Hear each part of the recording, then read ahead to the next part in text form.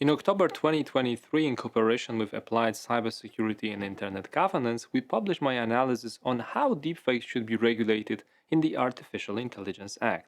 8 months later, we already know how the provisions are shaped, what is the final version of the document, so we can right now assess the shortcomings and potential problems with the regulation, but also point out what might be the strong sides of the Artificial Intelligence Act in terms of regulating deepfakes.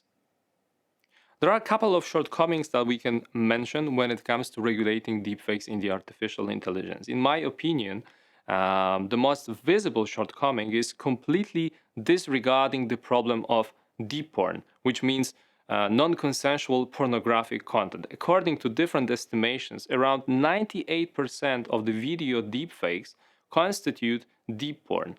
99% of them depict women. So we have a huge social problem in terms of misogynistic imagination of women, objectifying women, but also very individual problem when it comes to victimizing specific people, specific women. The number of deepfakes is constantly growing, and the estimations when it comes to the audio deepfakes are really terrifying. So in last months, we have witnessed the 8-time increase of audio deepfakes. And the experts in terms of cybersecurity are warning that deepfakes are commonly used for circumventing the biometrical identification and measures which are normally used to prevent us from different scams or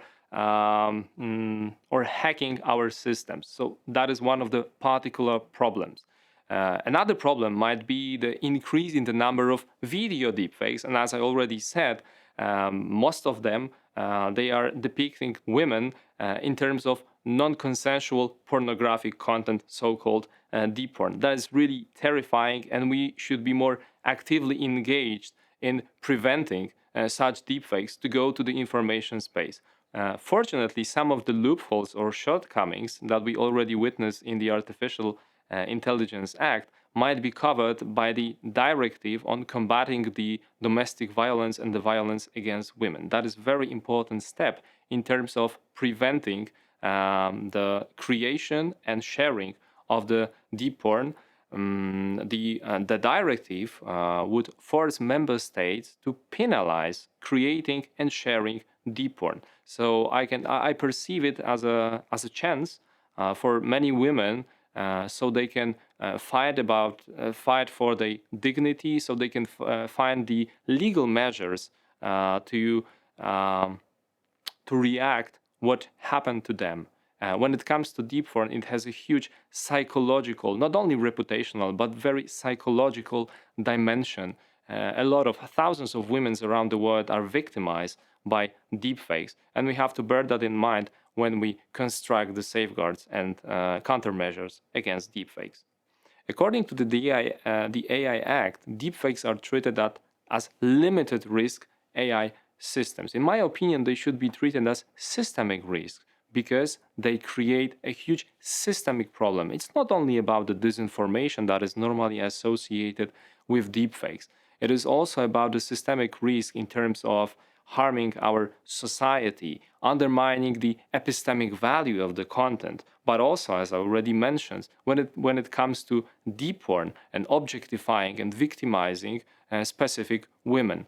And that is quite important to understand when we analyze the consequences of appearing deepfakes in the information space. We have to be realistic and pragmatic when it comes to assessing the provisions that were implemented by the AI Act in terms of regulating deepfakes. They will not eliminate deepfakes completely. They will help us to find deepfakes. Maybe they will help us to increase the awareness of society that deepfakes are harming us in a different ways. So they are creating, as one of the European Union researcher teams mentioned, they are creating the cascade of the consequences, which should be seen not only from the political perspective, but first and foremost from the social perspective.